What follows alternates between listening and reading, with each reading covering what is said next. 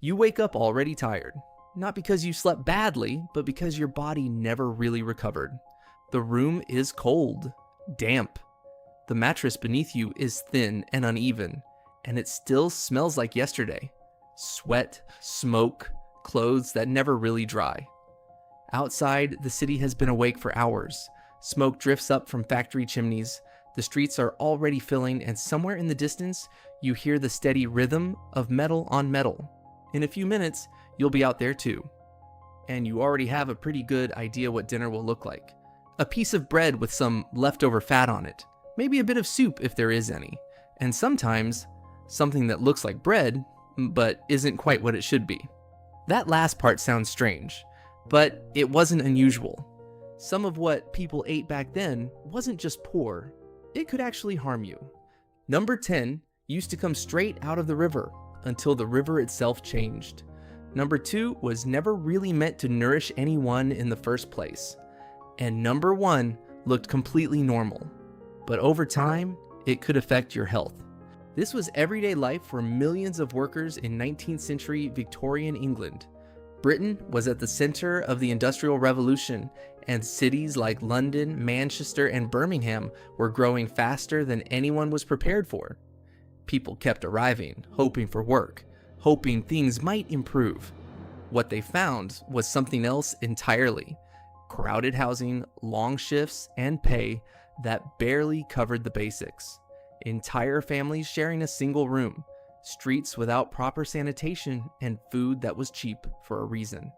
Eating wasn't about preference, it was about getting through the next day.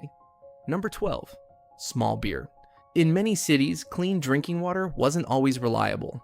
It could carry sewage, waste, and all kinds of contamination. During outbreaks, people got sick quickly, sometimes entire neighborhoods at once. So people adapted. They drank beer instead. Not strong beer, something much weaker, known as small beer. It had a very little alcohol, but it was cheap and widely available. Even children drank it because it was often safer than untreated water. Which says a lot about the situation people were in. Later on, tea started to take over, not because it was fancy, but because boiling water made it safer. Number 11, bread and tea.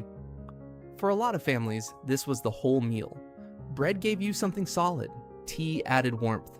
Often, it was stretched with so much water that there was barely any taste left, but it helped.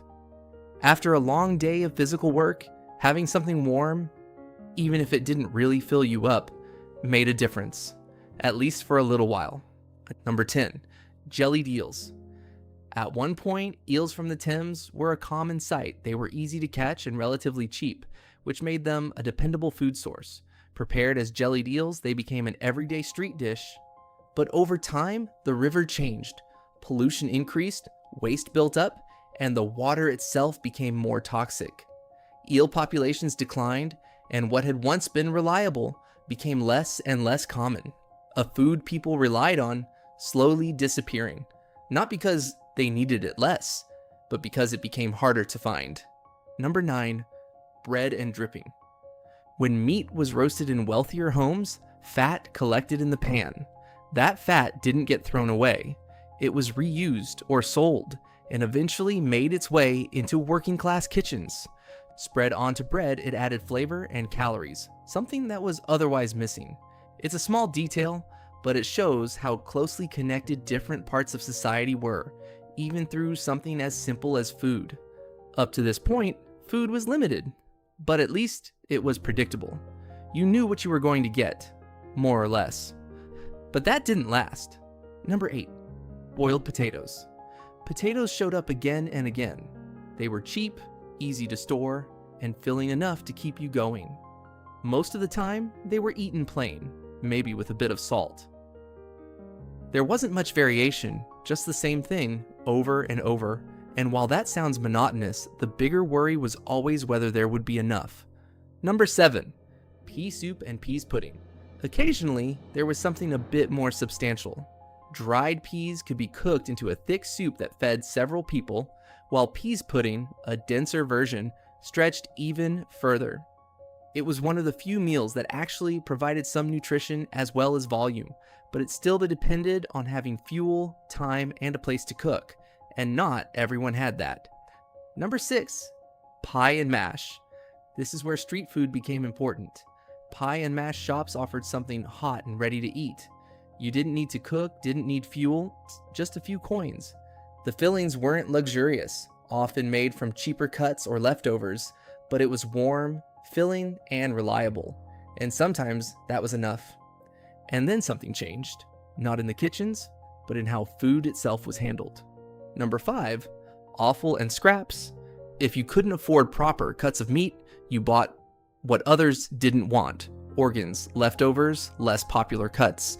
They were cheaper, and that made them accessible. Nothing was wasted, because wasting food meant going hungry. Number 4, bread soup. And when even that wasn't enough, food had to stretch further. Stale bread didn't get thrown away. It was soaked in water or broth until it softened enough to eat. Not really a meal, more like a way to keep going. Number 3, street soup. In some areas, cheap soups were sold directly on the street. Made from bones, scraps, or whatever was available, they were thin, but hot. And sometimes that was all people needed in that moment. It wasn't consistent, it wasn't always nutritious, but it was immediate. And for many workers, that mattered more than anything else. And this is where things stopped being about scarcity alone and started becoming something else. Number 2, gruel. For those who ended up in workhouses, food became even more basic. Gruel, a thin porridge, was served every day. But this wasn't just about limited resources. It was intentional. Conditions were kept harsh to discourage people from relying on help. Food became part of that system. This wasn't just something you ate, it was a message. Number 1, adulterated bread, and then even the most basic food turned uncertain. Bread, the one thing almost everyone depended on, wasn't always what it seemed. To make lower quality flour look better, substances like alum were added. It made the bread appear whiter, cleaner, more refined. But it wasn't harmless. You couldn't see it, you couldn't taste it, but over time, it could harm your health. So even when you had food, you couldn't fully trust it. This wasn't unusual, it was part of everyday life. People woke up, went to work, ate what they could, and did it all again the next day. Meals weren't chosen, they were managed, stretched, reused, adapted. Because in the end, the question wasn't what you felt like eating. It was whether it would be enough. And some days it wasn't. Some days there was less. And sometimes nothing at all. Just the same hunger, waiting for you again the next morning. And even when there was something on the table, it didn't always mean relief.